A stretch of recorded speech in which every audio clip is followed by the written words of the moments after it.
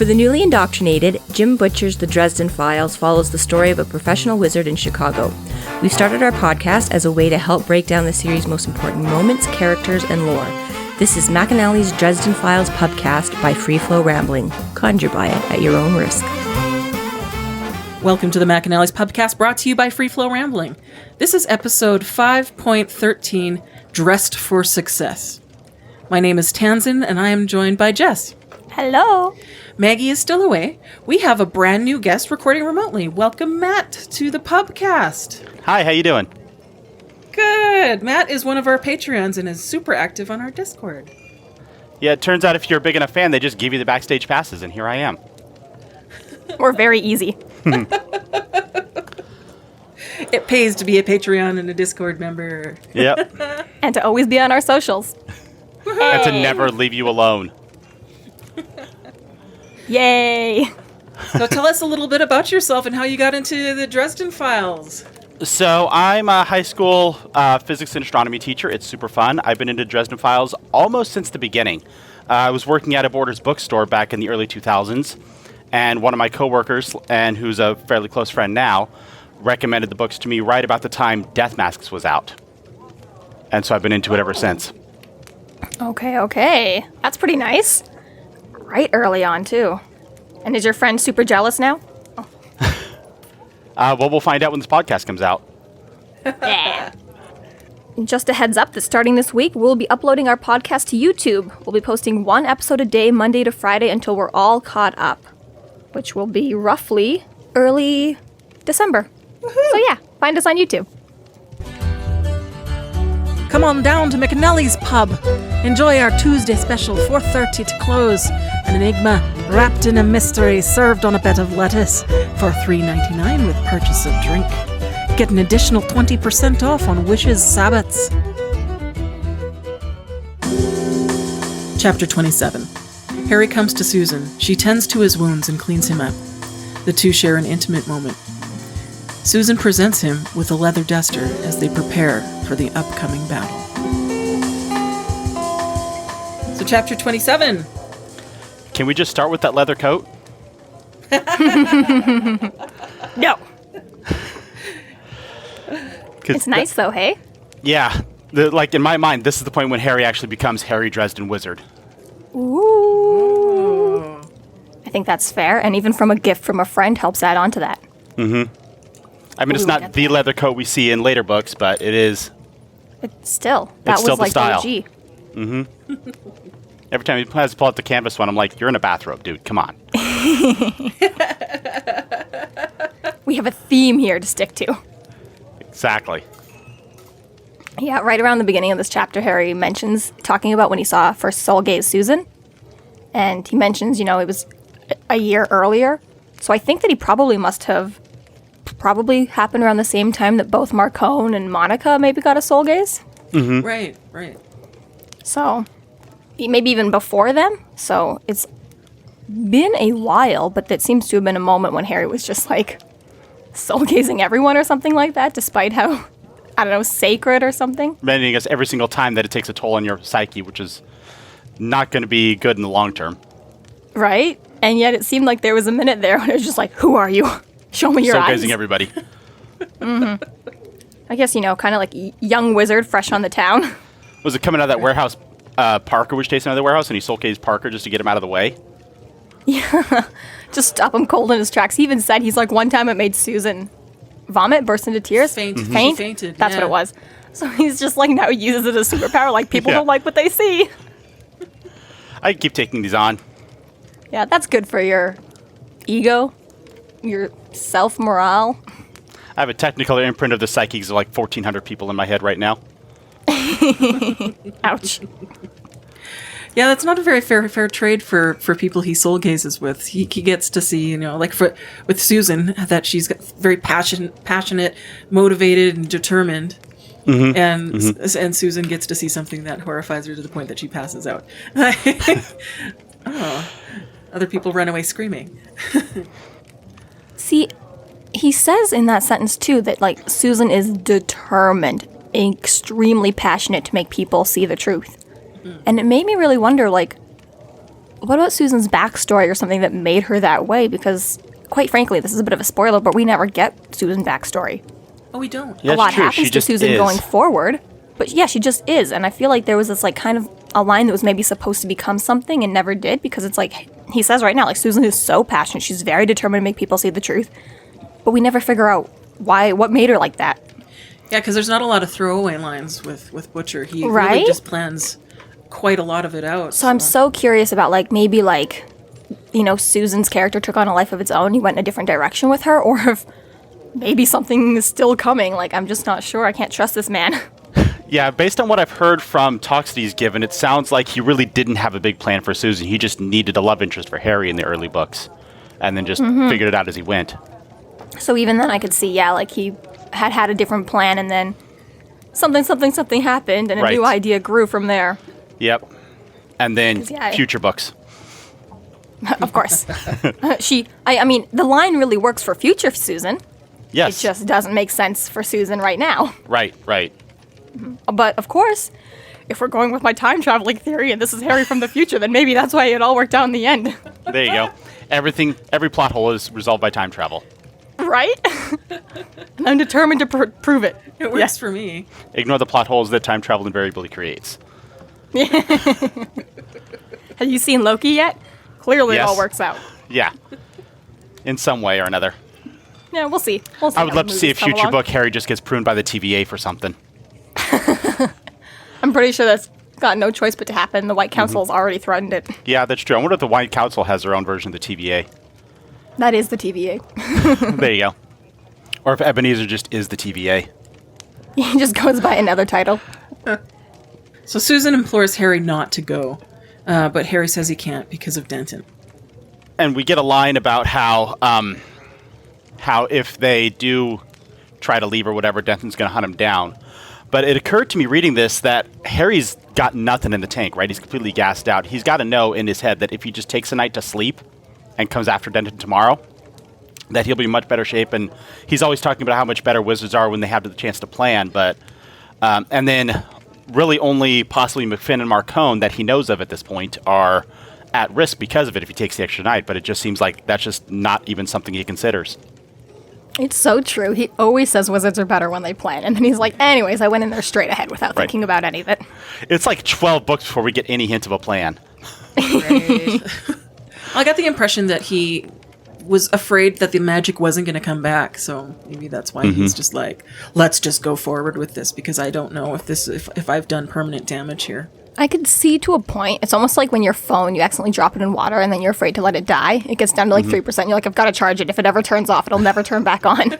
Right. But at the same time, like, I think this was more a little bit like Tera West imploring him, like, McFinn's not going to live through the night, and if you don't help me, then you're dealing with me tomorrow as well. Right.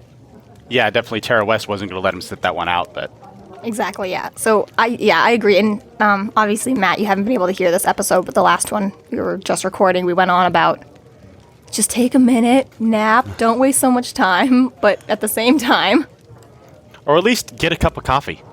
just anything, you know? He did just have, like, that coffee potion, right? Like, Yeah. you don't have to go that hard, but just Yeah. a real cup of coffee. Just a regular cup. Yeah.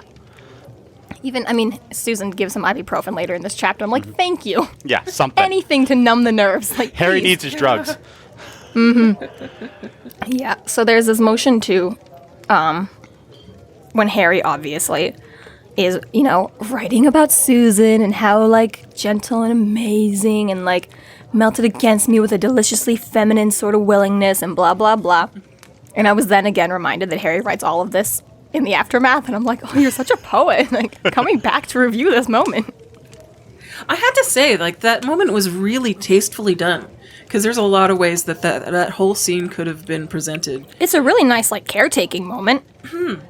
Yeah, especially with the way Harry normally describes women he's looking at. When one's actually all over him, it's very tasteful. Yeah. Yeah. Well, so I've kind of said this before. I've never reread Full Moon in my rereads. I never liked how the animosity between Murph and Harry, so I'm like, it's not important. Okay. I'll skip over it. It's actually only the second time I've ever reread the book, despite other books having been read 3 or 4 times. Which means I only read this book when I was like 12 or 13 or something like that.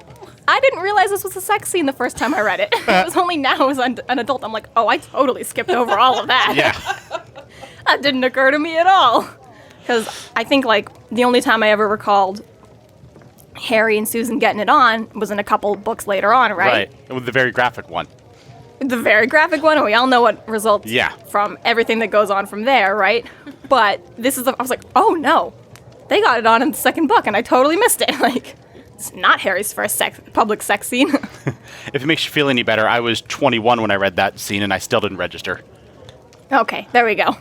It's all good then. Yeah, it's really subtle. It is really super, yeah, subtle. totally. And I mean, like you said, it all flows together in the same sort of theme throughout the chapter of just this caretaking, lovingly helpful Susan. And very delicate. Very Totally, yeah. delicate. Even on his end, it's very delicate. Which in Harry's condition, everything's got to be delicate at that point, but Very fair. which is his condition at this point in most books. Also very fair. There's also a moment, though, when Harry says, like, this whole, like, I'm a tough guy, like, just look at me, like, I'm a scary dude. But he's also, like, desperately doesn't want to look like his duplicate, right? Right. He's like, I don't look into mirrors, but I'm a scary guy. I don't want to be like that perfectly groomed, mantle-wearing, smug, whatever. But at the same time, look at me. That's totally me. Like, he has this really back-and-forth moment in this chapter. He's like, I'm tough, but then. I'm tough, but then. Right. Yeah, I mean, he's 6'9", wears a leather coat. He always looks beat up and unshaven. I mean, that's going to be terrifying. True.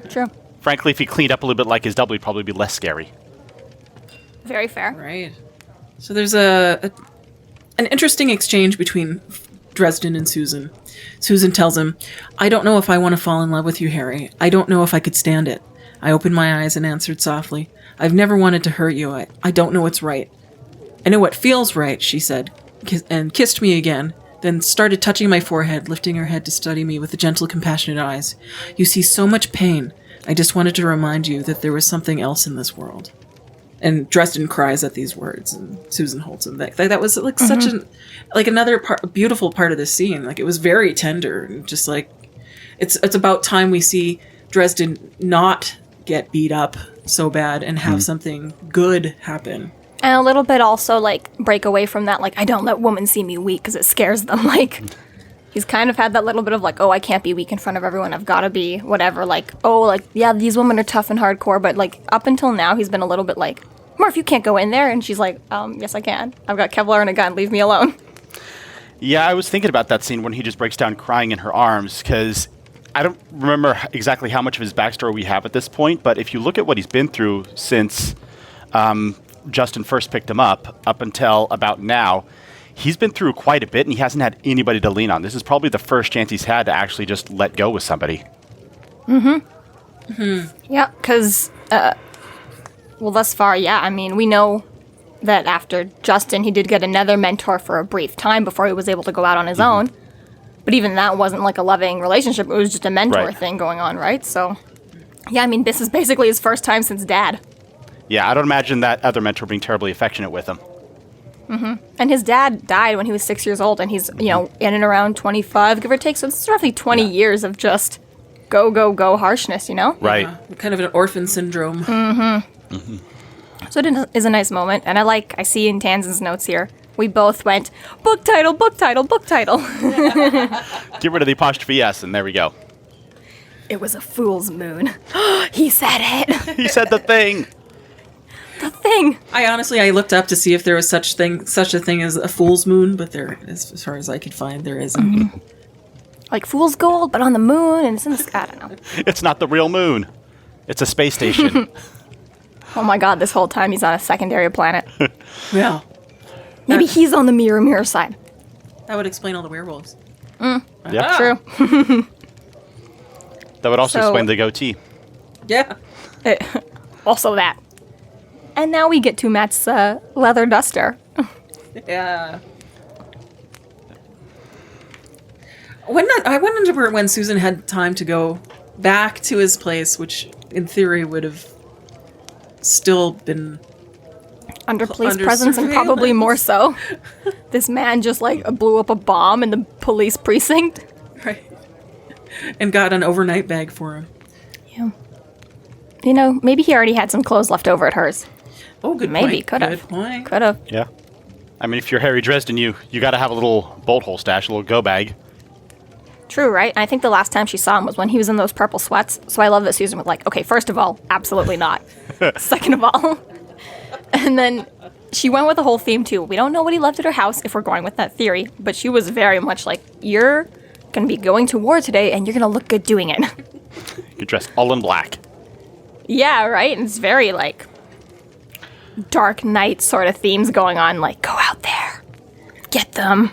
I found it interesting that Dresden finds it empowering to be dressed by a woman.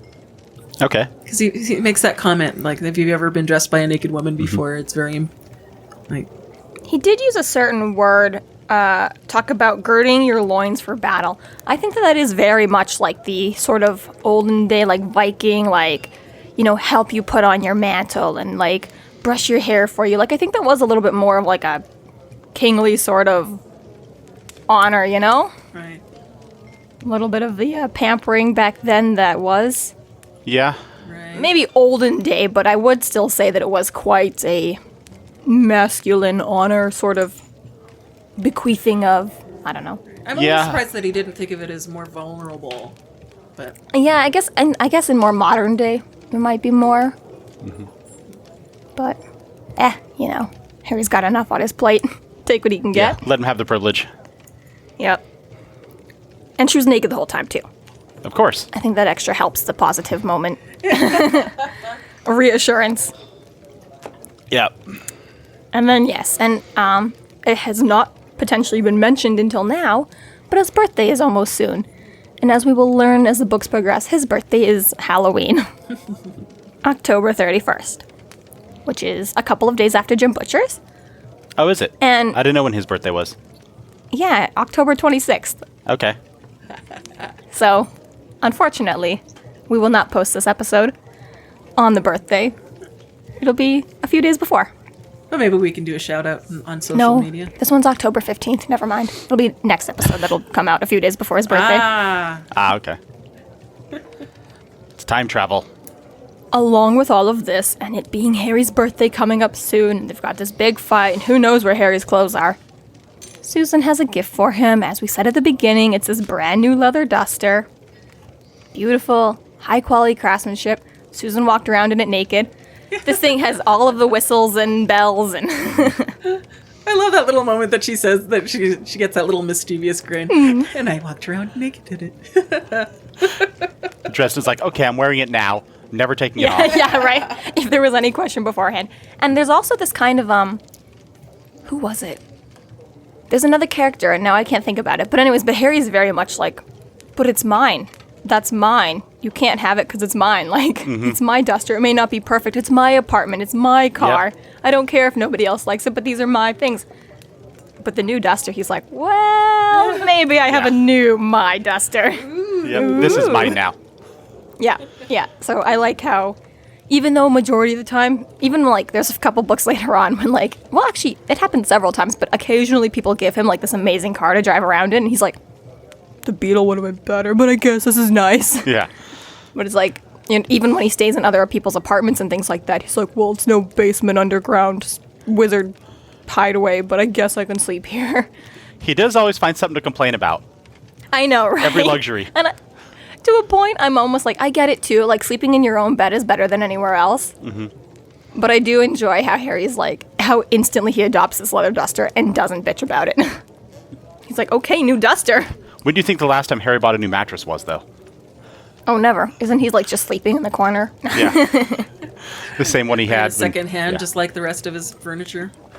I'm sure when he got to Chicago, he bought everything secondhand when he got there, right? I doubt he even brought a single piece of furniture with him. Yeah, that's true. So I'm sure, you know, the last time he bought a new mattress was probably a secondhand one that came with the apartment. When he first moved to Chicago, and it stays there for as long as he's got that apartment. It absolutely does. Springs are Stays poking right there through as long as there's an apartment there. It gets replaced every time the place gets blown up. Yeah. Yeah, that's pretty much the extent of when he replaces Only when he has furniture. to. Mm-hmm. And at that point, why would you buy new? On the couch. Well, right? I could even see the first time he stalked it. It could have been new, but after that, he's like, "Well, what's the point anymore? There's been zombie invasion. This is all spoilers, but there's been zombie invasions, and there's been fire, and there's been like blowing up air. We've already had fire. demon acid spit all over the couch. Yeah, right. But he's when still he came got that to Chicago, couch. He's still got that he couch. still has yeah. Just avoid the acid. Just don't sit in the middle. Fine. Yeah. It's a pre-built spot for Mouse later on. There you go. But yeah, no, he had no money when he came to Chicago either. So I kind of think that Harry's never ever had new furniture, with the exception of maybe like Justin Dumore and being all like, "Ooh, welcome, orphan, to this brand new space. It's all brand new and beautiful just for you." But I imagine even when he went to his second mentors, it was probably already a guest room there or something with the effect. Does it say when? Oh, we haven't come up to who is other. Not yet. We just know that after the White Council didn't execute him, they're like, "Okay, but you're under supervision of this guy." Oh, yeah. And then pretty much Harry only spent like 2 years with him, and once he was 18, he's like, "Okay, bye. This is America. You can't keep me here." And that mentor probably just put him up in his old kid's room in his old kid's bed. And Yeah, like, I'm sure, like, it was nothing overly special. Okay, so, brand new leather duster, Harry's all down for. Like we just said, he is not used to brand new things, probably since Justin at the very least. Even his dad was probably a pretty broke guy, you know? Traveling he was magician, just traveling around, right? And then he was an orphan, so he's probably only had niceties with Justin overall, right? And even then, and then you got this. I don't imagine held against him. Yeah, I don't imagine that. I figure like Justin may have gotten some nice looking stuff when he first moved in, and then like never again got him anything new. True. After that, it would have been like, all right, you've been sufficiently wowed. Now let me throw these baseballs at your face. Yeah, pretty much. Yep. True, and even if he was getting nice things, because I think to a certain degree, Justin was probably one of those people who were like, my house is filled with finery and nicery, blah, blah, blah. You're like, I only buy the best of the best. And even then, I think, even if he'd extended that to Harry, it would have been still one of the, like, you know, at this point, who cares? Like, I'm being beaten up every day and learning about magic. Like, things don't matter anymore. Like, magic only matters, kind of indoctrination. Yeah. And imagine there could have been some shades of, like, Faith Astor's parents, where here's all these nice toys you can never play with because they have to stay looking nice in case CPS comes over. Totally could be a thing like that, too. Right. Yep. So Harry puts the coat on and places the pentacle over his shirt. And finally becomes Harry Dresden. Yeah. Finally becomes Harry Dresden, yes. I think that's a very interesting thing to say, though, because it is these first 3 books when he gets integrated into this world that he wasn't quite in. Because as much as he, you know, beforehand was advertising as, like, this man who walks both sides of the line, it's obvious, like, the story starts here because, well, with the last book, because this is when his life became interesting and something worth writing about, you know? Yeah. And so it's to that effect that I think it's very, like, interesting to see how he does morph into Harry Dresden, the entity, rather than just mortal man Harry. Right. Guy who thinks he knows more than he does. Harry. He learns very quickly over the next several books how much he doesn't know. Oh, totally. I was actually, we'll get to it in the next... I had it more as a comment for the next chapter, but I was like, I wish that this was almost like a video game where you could grab like level 20 Harry and go through the first 2 books and stuff and see just how much more overpowered he is. Because there's moments when he does things and it's just like so difficult for him. And you know, in like the last book, it's like he's sneezing these spells, you know, it just doesn't even matter. So I was like, I wish it was like a video game where I could just go back totally overpowered just to really see the difference of what his I love that. You do get change would be. Yeah, you do get a little bit of that with some of the enemies he faces in the early books and how he's. It's not really he's just overpowering one of them. It's like he's facing 30 of them now in later books. True. It is totally like that, yeah. And again, like I don't want to spoil, but like especially seeing Battleground, comparing it to these early books and what happens then and there, and it's like. There's a scene in Peace Talks too, and we won't get too into it, but he just manages to silence like an entire room just by yelling at them, right? And he does this like little bit of a showmanship magic against like whatever fairies pissed him off, right? And it's like, oh, right. Like in the first book, that would have been like full maximum power. You're gone for the day, and you did it just as like a light show to get everyone to shut up, like.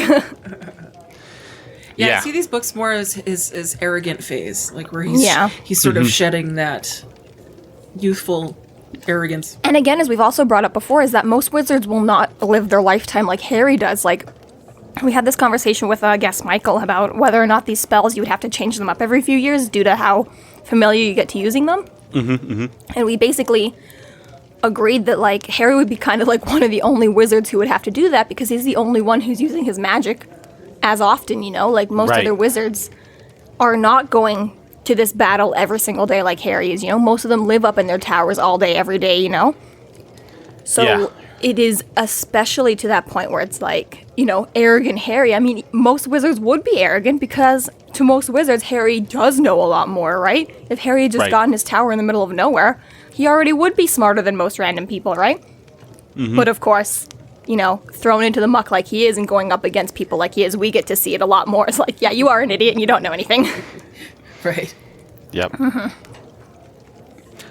Yeah, right now he's basically the recent college graduate, not even PhD, but just like recent, I graduated college, now I know everything. Oh crap, this is what things are actually like. Totally. I had a thought too earlier. Oh my gosh. I had a thought too earlier on about what it would be like if Marcone had Tera West. That's just what that conversation would be. If you got to grill her, how did you do it? How do you, like, we'll get to this later on about what Tera West exactly is. But I was like, wow, like, if we know the Marcone from Battleground, if we knew that guy was already happening right now, Right. and already building to that point right now, and he'd had just the inkling about Tera West that Harry has right now, and then he got 5 minutes with her, Right. what would he have learned from that? Because that's like an amazing reversal of a spell that she did, and I was just thinking about that earlier on, like, what would a Marcone with a Tera West have turned out like?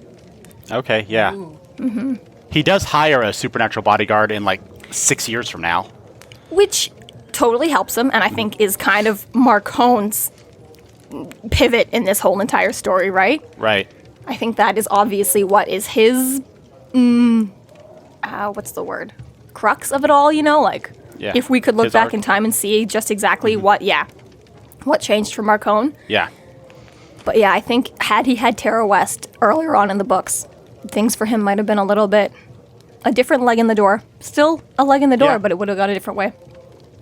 Yeah. Especially if he'd leaned on her instead of Harry, because Harry got his foot in a lot of doors eventually. True, working with true. Harry. I mean, right off the bat, they kind of decided Marcone was their enemy and that they had to do everything to stop him. But what if they'd gone to him and been like, listen, you want to be a werewolf?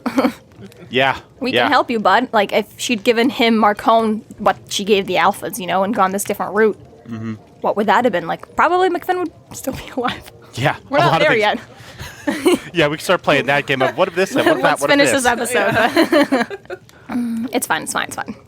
So this chapter ends with Susan saying, yeah, I'm coming with you guys. Yeah, she informs him that she's driving the van because nobody else can. Right. And also she teases him that she doesn't want to miss the story. There's a certain, like, end of this chapter, too, where he's just like, everything else was precisely the same when talking about him and his double. And I thought that was a little bit of a nod that you pick up in later books reading back now. It was just like, okay, you're right, Matt. This is a brand new Harry stepping onto the stage. Like, Yeah. hello, world. Like he's been knocked down, got his magic taken out of him, and I think this is the first time he actually does almost die in this book. Like, the dangers in Stormfront weren't quite that. A lot of the time he wasn't the victim or the, target. There were a lot of points in Stormfront where he was definitely in a situation where he could be killed, but he never got in a situation where he is at their mercy and they could kill him at any time, like he did a few chapters ago in that warehouse. Yeah. I think that's very, very, very true. He comes very close to death a number of times throughout the whole book. It's very strange. Like, just lucks Just out, how? really. Totally. And again, like, just watching from this now and knowing where the books go, it is very nice to see this kind of time and time again when Harry basically always is at ground zero, or not ground zero, when he's always at... Well, he's always at ground zero. Half the time he is ground zero. everywhere he goes. But I mean more when his power level, like he's always beaten down to nothing and he still continues to go. And I find like the climax of every book is kind of like right when he's at nothing. Like he's lost all of his friends or he's lost all of his spells or he's lost all of his powers. And that's kind of always where the crux of the book always happens, is like that moment when Harry is at zero and nothing and doesn't have anything. But And even now then, let's he's go usu- into the main... Right. Even then, Right? he's usually going into the last fight with a fair amount of magic and burns through it pretty quickly. And He's yet Harry never- keeps fighting, and that's that's the big main part about him, is that no matter what, he keeps going to the fright anyways. Yeah, even from the beginning here, where he knows full well going into the fight, he doesn't have anything in the tank. Right? And there's also, like, back in Stormfront, he went in all alone. Like, he was 100% completely alone there, right? And I think that Stormfront kind of stands alone in that way. Like, from here on out, Harry kind of always has a team behind his back. And he goes through this whole, I'm alone, I'm alone, I'm alone. I can't let anyone get too close to me. I can't let anyone do this. And there's moments when he still has to do things alone. But for the most part, he kind of always has someone at his back, at least going into it. They might get separated or things might happen to cause them. But I find, like, Stormfront kind of stands alone when Harry is going into this big final boss fight alone, right? From here on out, he always has at least one person with him, right? Yeah, I think that's sort of the other big pivot moment for me where he becomes Harry Dresden, because part of Harry Dresden is he's always got people at his back. So yeah, it's just nice to see. All right. So that, I think, brings us to chapter 28. All right. Unless you've got any other observations to make. No, just that Susan worming her way into danger. I feel like that's going to cause a problem later on. Just a hunch. What are you talking about? Just a hunch. When does that ever happen? Someone inviting themselves on a Harry quest and having things go awry. Never. What am I talking You don't about? know what you're talking about. Yeah.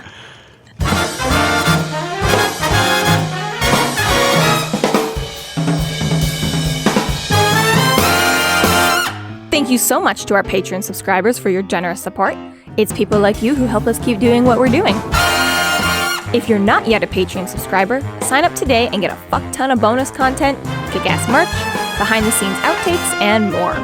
Sign up today at patreon.com/freeflowrambling.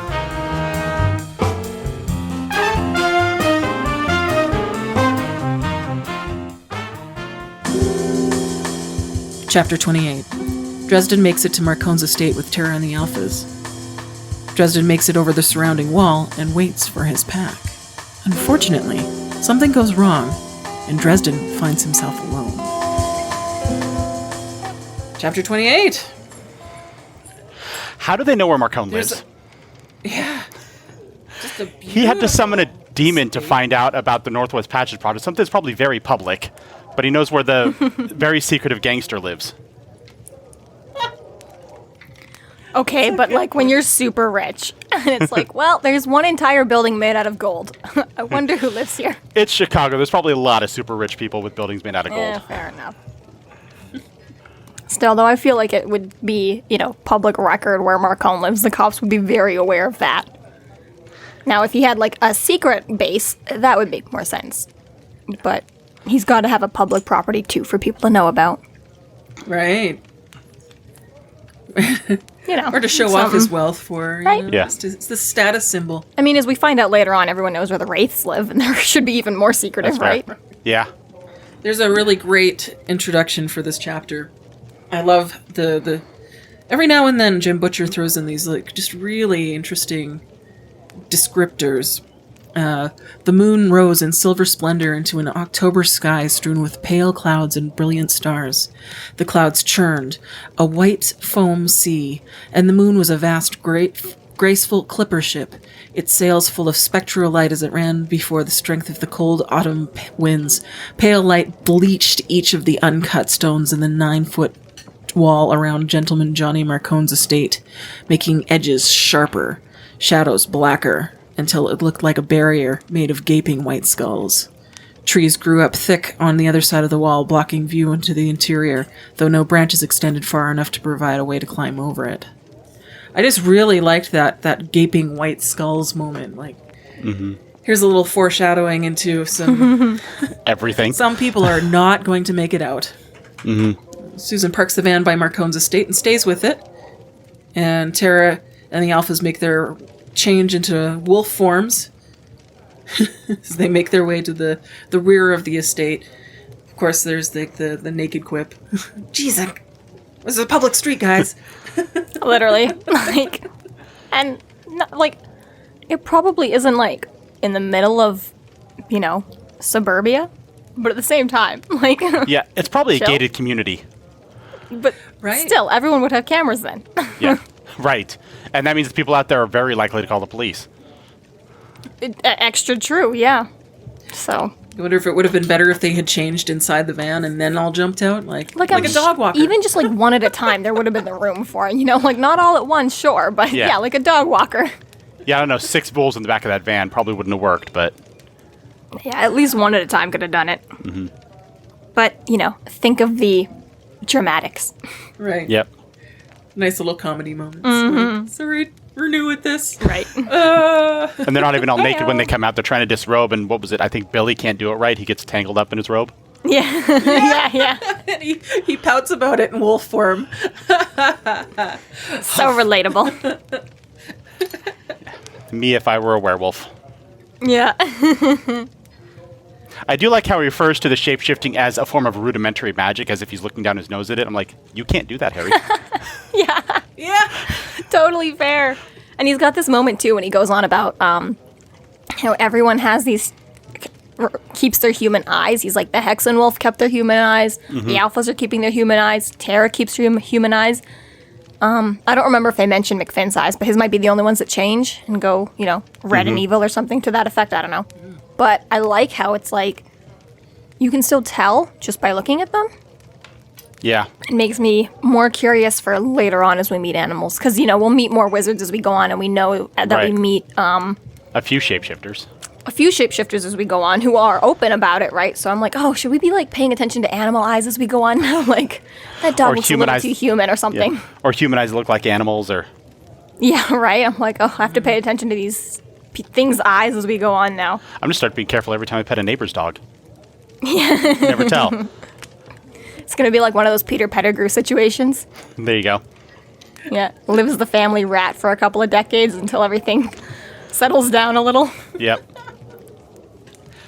As a quick aside, I don't know if either of you read Animorphs growing up, but I did. I read the whole series, and every time I'm reading one of the chapters with the werewolves and they shapeshift into wolf form, I'm like, okay, start the 2-hour timer clock. 2 hours, they're going to be stuck in wolf form forever. Any second now, yep. That's funny, too, because it always would be at the exact worst moment that you're back into a human. You're like, oh, clock struck midnight, whoops. It's like one of those Looney Tunes where they're suddenly, just realize that they're, they lost all their feathers and they're standing naked on the stage and they have to, crawl off. Or they're 600 feet in the air and their wings break. Yeah. Suddenly, they're not on a bridge. Yep. So they do crawl their way into the estate, which seems way too easy as well. Like, I get rich people put up a bunch of trees so nobody can see what you're doing and, murdering on your own property. Like, I get it. But I still feel like there shouldn't be enough trees for them to all go huddle in them and be like, okay, let's... I'm going to climb over the wall here. Nobody's going to suspect a thing in this rich area. That's another thing. Are you in a gated community, rich housing, in Chicago, or are you in the middle of nowhere? It's starting to sound like he's in the middle of nowhere. But we know he's not. They're still in Chicago, so that's why I'm I don't know Chicago very well.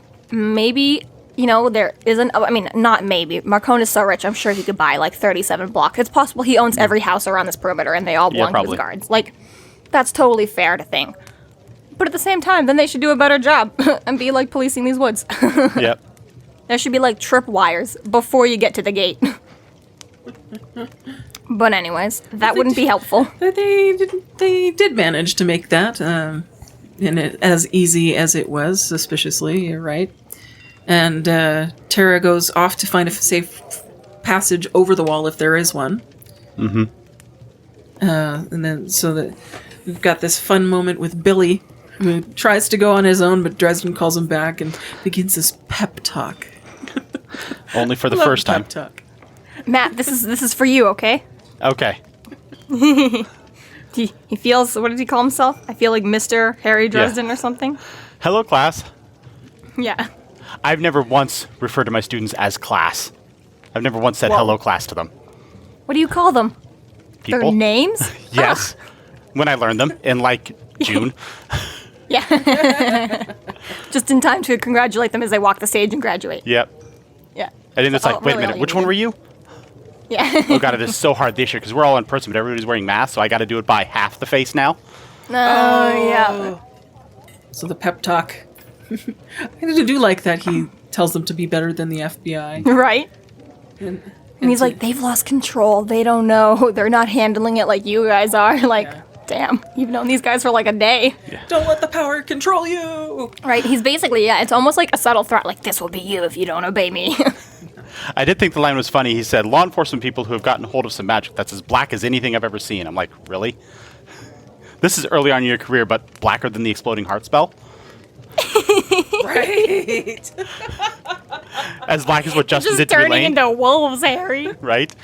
They have a belt. Right. Yeah. And they're doing like it to Justin themselves. Dumorn. It's not even technically a violation of one of the laws of magic. Justin Dumorn is literally like stuck demons on you. Like, Right? Justin But, you Dumorn know- violated 2 of the laws of magic that we know of and attempted to violate a 3rd. Right. All and we know directly for at a you and fact- Elaine. Literally. It's okay, Harry. It could just be he's trying to impart to these werewolves that don't know any of that it's important. Yeah. Right. For dramatic effect. You know, like how you tell a little kid that, like, saying the F word is the worst thing that they can do. Right. Okay, yeah. And then they grow up and they're like, whoa, wait a second. Tera returns and tells them that there's a way inside, but they'll have to make a run for it to make it on time.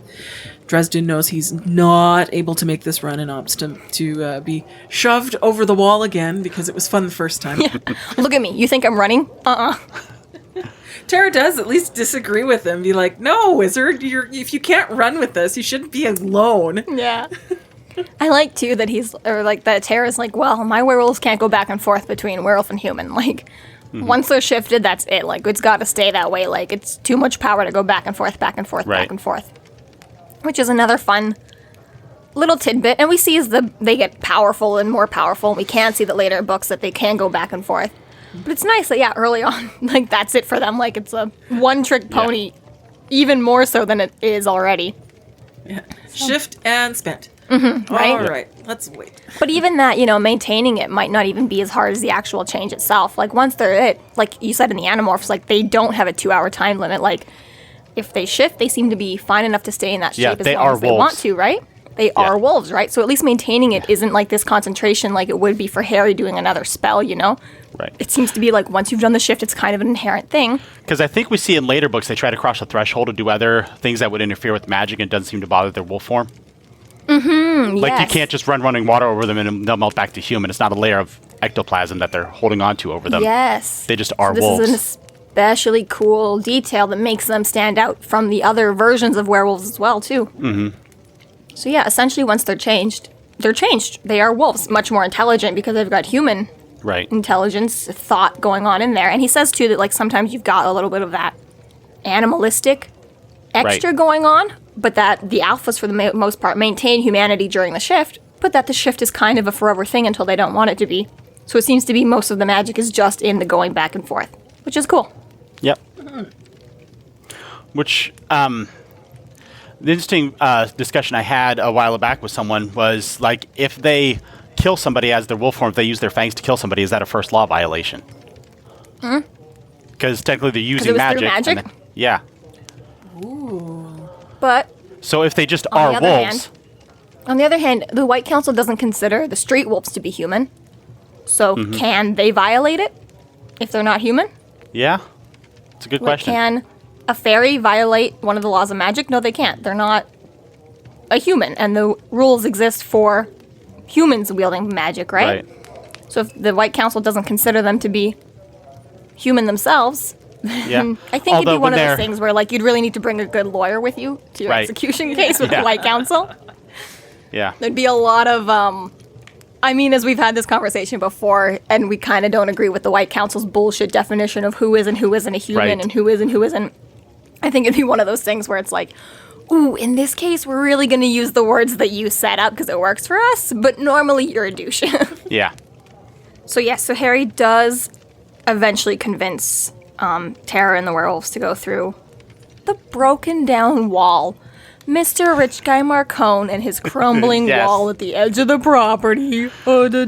Yeah. As we said before, this is way too easy. Like, Yeah. why? How convenient. Like, the Right. only thing I can think of is, like, Marcone intentionally let that wall crumble for Which this is purpose. exactly right. Like, there's no one in the woods. There's no tripwires. There's enough space for Yeah. them to huddle up. Nobody cared about a bunch of naked teenagers standing on the street. And now there's a conveniently placed crumbling wall. Like, Yeah. it's With not no that it's cameras just looking at too it. easy. With no cameras looking at it. It feels like if 100%, that right? Like, was the case, that Marcone would have confirmed it at some point, but and yet, as we see in the book goes by, like, I almost feel like it was meant to be anyways, because well, not meant to be like for Harry's side, but meant to be for Marcone's side, because as you go through these books and you see how it is, it's like, I mean, when you're reading, you would have gotten through this chapter so fast. Like, this is a very short chapter. This is like maybe 5 to 7 minutes of reading, right? All of this, like, oh wow, that was so easy, might not have jumped at you quite as quickly because you're just like, you're like speed reading to the big fight, right?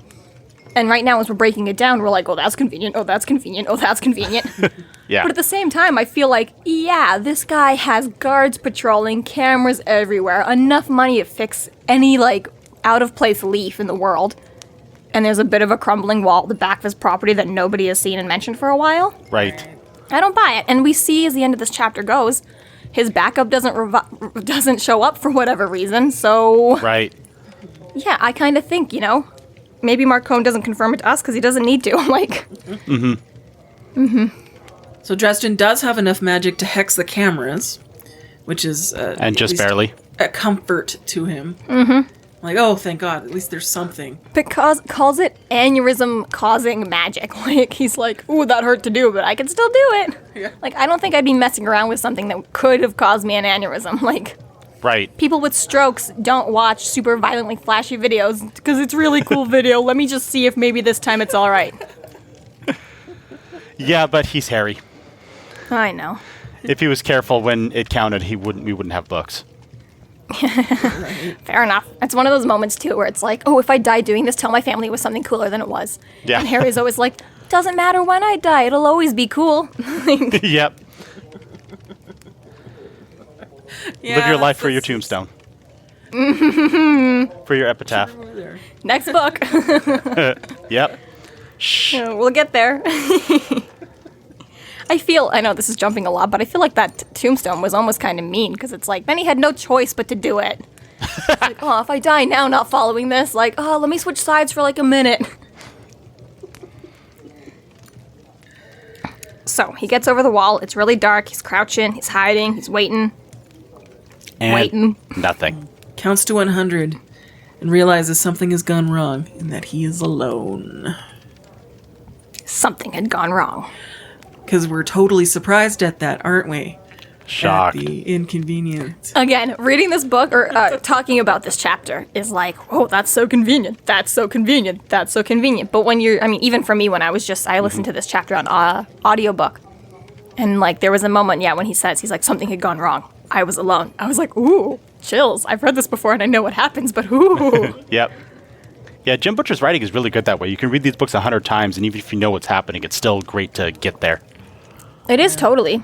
It's got great setups. Totally. And like, part of the way that we do this podcast is like, we can only ever cover so many chapters at once or we'll never stop talking and we'll, never finish an episode.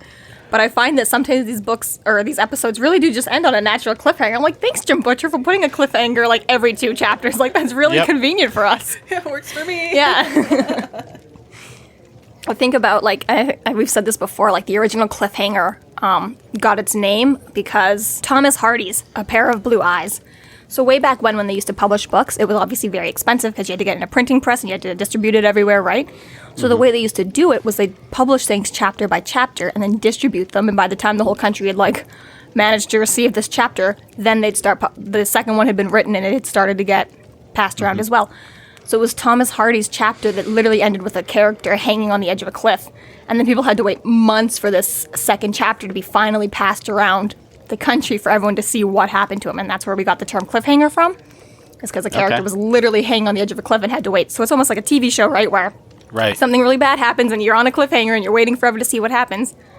Yep. So so sometimes, Harry's books, there's always like 37 cliffhangers and you get to read immediately what happens when you turn the page, but it's still always like, oh, he's hanging on the edge of a cliff again. Well, until the cliffhanger's at the end of the book. Right. Which, these early books, for the most part, we get 95% of a wrap-up. There's always a little bit of background stuff still going on, but you're generally very satisfied. It's later on books when you're like, come on, where's the next one? Even answer anything. And I know people have a really big issue with peace talks, right? They're like, well, this basically didn't cover anything. I'm like, technically, it's the first he half set of the book. out and did what he meant to do in peace talks. Yeah.